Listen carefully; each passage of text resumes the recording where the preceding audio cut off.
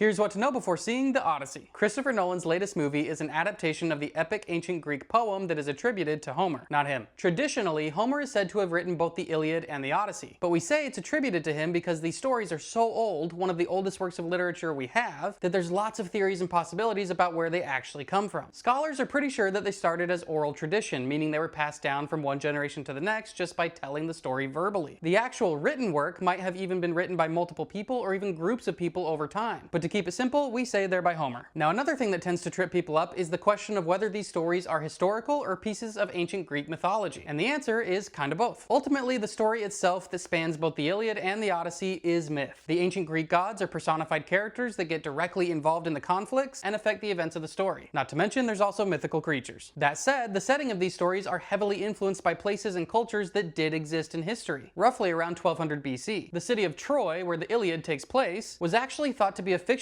city until an excavation revealed ruins of a city that matched its description and location in 1871. This led to the belief that the stories told by Homer were rooted in at least some historical truth. These stories have been adapted many times and in many unique ways. Just to name a few, the 2004 movie Troy aimed to present an adaptation of the Iliad with a more historic feel, shifting the focus away from the gods. Apollo sees everything. Perhaps it is not wise to offend him.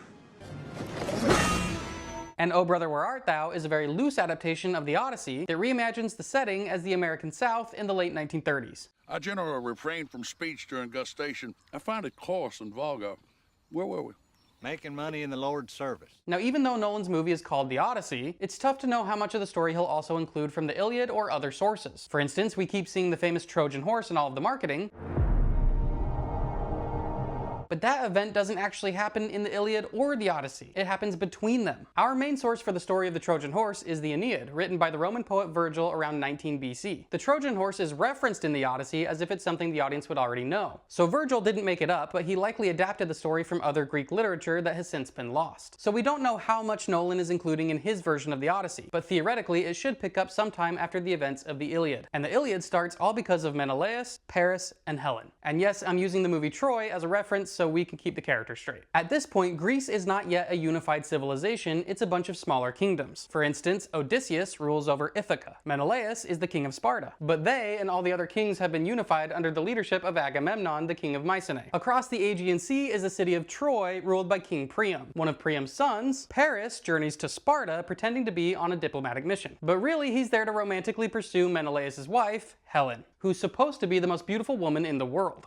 Princes of Troy, Queen Helen and I salute you. Paris does this because he has been promised love by the goddess Aphrodite after he deemed her to be the most beautiful goddess and gifted her a golden apple. Now, in some versions of the story, Helen falls in love with Paris and goes willingly. In others, she's kidnapped. Either way, she is taken from Sparta all the way back to Troy and then becomes known as Helen of Troy. Menelaus then invokes a previous oath that says all of the kingdoms must protect Helen. So Menelaus' brother and ruler of all the kingdoms, Agamemnon, leads a huge army to Troy where they start a siege that lasts 10 years. And all of this happens before the Iliad even starts. The Iliad takes place in the final year of the 10-year siege. At this point in the story, Agamemnon insults his best warrior, Achilles. So Achilles refuses to allow himself or his army to continue fighting in what has become the Trojan War. Paris volunteers to try and end the war with a duel between him and Menelaus. Whoever wins will get to marry Helen and the war can end. Menelaus wins the duel, but Aphrodite rescues Paris before he dies. So the war continues and the gods get very involved, with different gods and goddesses fighting for the side they prefer. It becomes this really epic battle of both divine power and mortal heroes. At one point, Zeus, leader of the gods, commands the rest of Olympus to stop intervening, but Hera lulls him to sleep so that Poseidon can help Agamemnon's army. This makes Zeus really mad, but he reminds everyone that it doesn't matter because Troy is fated to fall as long as one specific event happens. And it involves Hector, Paris' older brother, and Patroclus, Achilles' companion, or more likely, his lover. To allow Achilles' army to return to the fight, Patroclus leads them to battle wearing Achilles' armor, so everybody thinks Achilles has returned as well. There's a huge battle, but it ends when Patroclus is slain by Hector. This is so devastating to Achilles that he goes to get revenge on Hector, even though he knows that he is fated to die if he slays Hector. So Hector and Achilles go to duel, but Achilles is so terrifying that Hector actually runs away, and Achilles chases him around the city. Athena eventually stops Hector by tricking him with a vision of his brother, which allows Achilles to catch up. They have their duel, and Achilles wins pretty easily, then disrespects Hector's body by dragging it behind his chariot. The story ends when Achilles and Hector's father, King Priam, have a heart-to-heart. You're still my enemy tonight, but even enemies can show respect. And Achilles agrees to give the body back so they can mourn Hector properly. Now the Odyssey picks up after Agamemnon's forces have won the Trojan War and Odysseus is trying to return home. So obviously there's a big gap between these two stories. For instance, we have the famous Achilles' heel. In one of the battles, Achilles makes it inside the gates of Troy, but is shot in the heel by Paris with a poisoned arrow. This causes Achilles to die when other wounds would not, because his mother, a nymph named Thetis, had dipped him in the river Styx as a baby to make him invincible, but held him by his heel. More battles and several plots happened as a result of the death of Achilles, but the war finally comes to an end thanks to none other than Odysseus. He comes up with a plan to build a giant wooden horse. They know that the horse is sacred to the Trojans, and they leave an inscription on it saying it's an offering to Athena so that they can finally return home. The Greeks are praying for a safe return home. I hope the sea god spits in their offering. Lets them all drown at the bottom of the sea. The Trojans think the war is over and take the horse inside their city until they decide what to do with it. Several characters think it's a terrible idea to keep the horse, but because it's technically sacred, others disagree. Then during the night, the soldiers hiding in the horse sack the city of Troy, wiping out many of the sleeping citizens.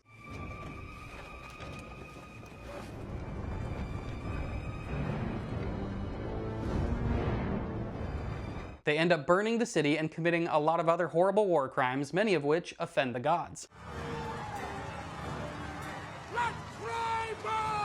This makes it so that many of the members of Agamemnon's army do not return safely home. Which brings us to the Odyssey. After 10 long years of war, Odysseus and his men are seeking to sail back across the Aegean Sea to return home to the island of Ithaca. But the question is, will their sins during the Trojan War haunt them as they go? Will the gods allow them to return safely, or will they curse them? And what has been happening back in Odysseus' home while he's been away? That's the setup for the narrative, but what can we expect from Christopher Nolan's version of this story? Nolan loves old-style Hollywood filmmaking and tries to use practical effects, costumes, and locations as much as possible. So we can expect to see plenty of in-camera effects supplemented by CGI. He also has been a huge supporter of the IMAX format, which has a much taller aspect ratio than standard theatrical formats. It creates a bigger vertical picture specifically meant for theatrical viewing, and this will be the first commercial movie shot entirely in the IMAX format. Some people have noticed in the film's trailers that the characters seem to be speaking in modern English. My dad is coming home.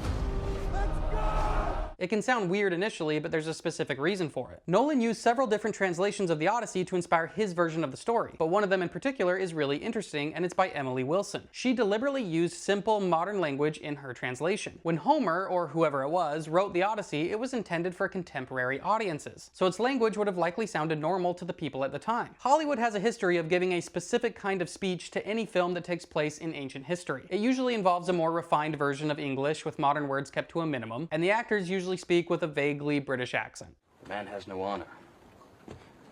I won't be remembered as a tyrant's master. And we as audiences have grown accustomed to associating that with ancient history, even though the way they're speaking in the movies is no closer to what they would have been speaking anciently than the modern language we have now. It just helps to maintain an illusion of a different time. So like Emily Wilson, Nolan has decided to do away with that and just have the characters speak as we would, as if the story has been translated specifically for our time. So with all of this in mind, I'd love to hear what you think. Are you excited for the Odyssey? Let me know.